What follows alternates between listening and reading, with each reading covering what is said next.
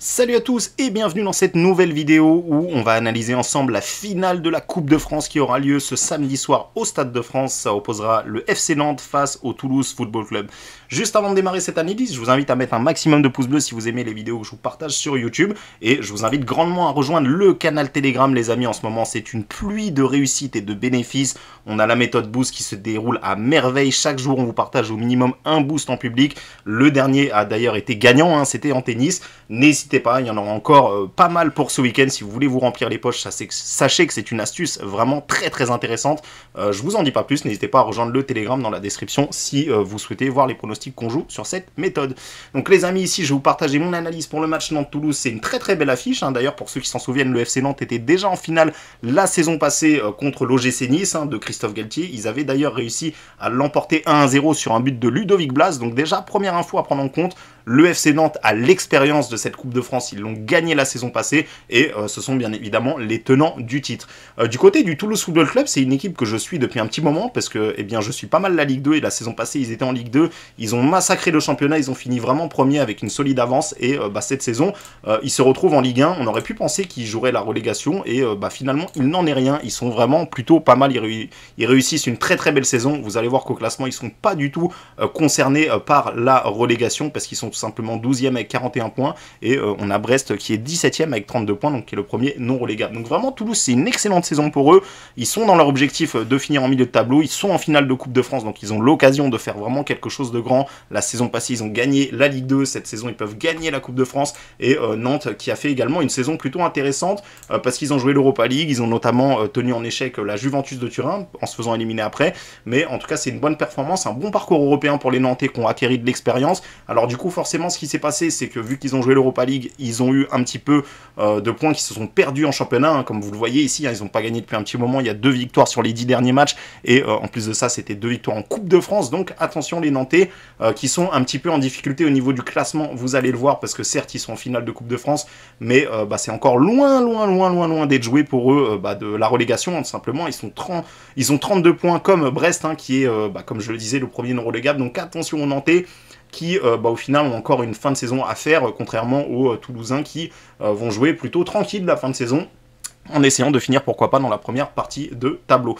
Donc tout ça déjà ça m'amène à penser déjà que Nantes a l'expérience, Nantes a la capacité, Nantes a un entraîneur d'expérience avec Antoine Comboiré notamment qui a déjà gagné de nombreuses coupes et le FC Nantes qui a l'expérience, le FC Nantes qui a pour moi un meilleur effectif, je pense notamment à Ludo Blas, je pense notamment à Andy Delors qui pourrait également s'illustrer et de l'autre côté Toulouse c'est une équipe offensive mais c'est une équipe pour moi qui, voilà, pour moi vraiment ce qui risque de faire la différence c'est l'expérience. Nantes a déjà gagné cette Coupe de France la saison passée, je le répète mais pour moi c'est vraiment ce qui peut faire pencher la balance et Nantes aura quand même pas mal de supporters au Stade de France, ils devraient être plus nombreux les Nantais, il y aura un virage de chaque côté mais je pense qu'il y aura quand même plus de supporters de Nantes sur les tribunes latérales.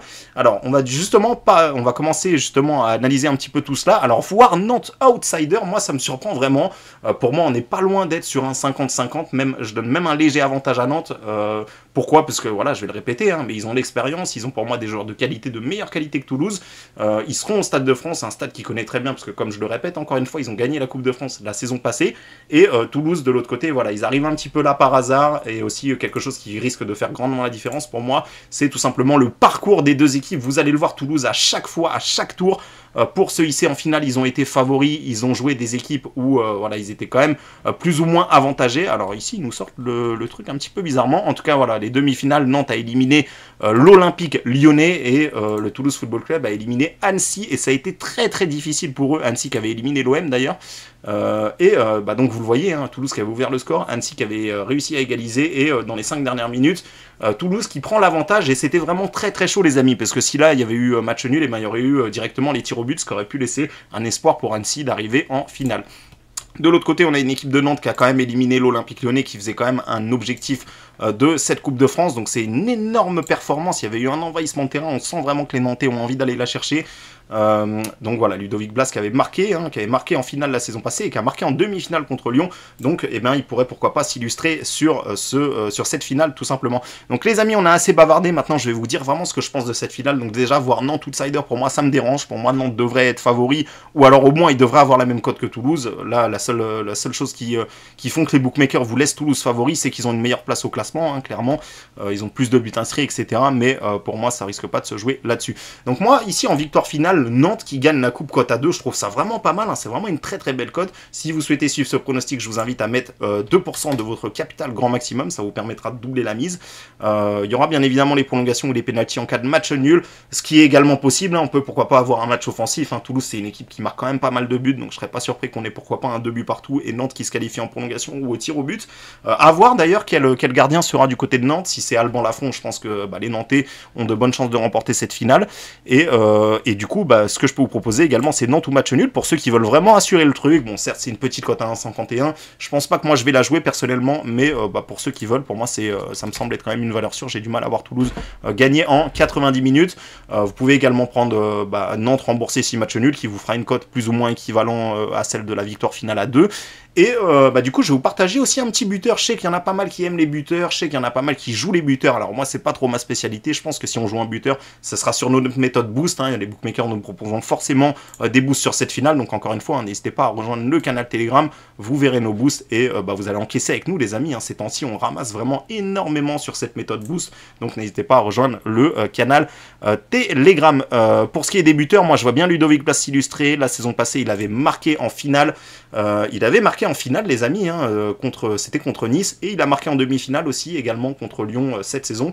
Et en plus de ça, c'est lui qui tire les corners, les coups francs, les pénaltys, donc il aura forcément l'opportunité de marquer. Si vous voulez prendre Ludovic Blas, je vous conseille de le faire en double chance avec par exemple Andy Delors.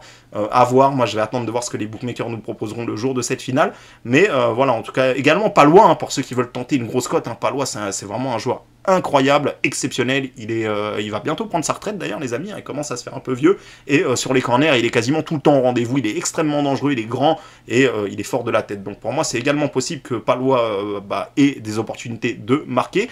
Donc voilà, vous avez un peu mes tendances. Palois peut marquer, Ludovic Blas également, pour ceux qui veulent aller sur des buteurs. Pour ceux qui veulent du sûr, je vous conseille Nantes ou match nul. Et pour ceux qui veulent prendre du risque, je vous conseille soit la victoire de Nantes remboursée 6 matchs nuls, soit la victoire finale de Nantes, c'est-à-dire Nantes soulève le trophée, peu importe hein, que ça se fasse au tir au but en prolongation, le pari sera gagnant à partir du moment où Nantes soulève le trophée.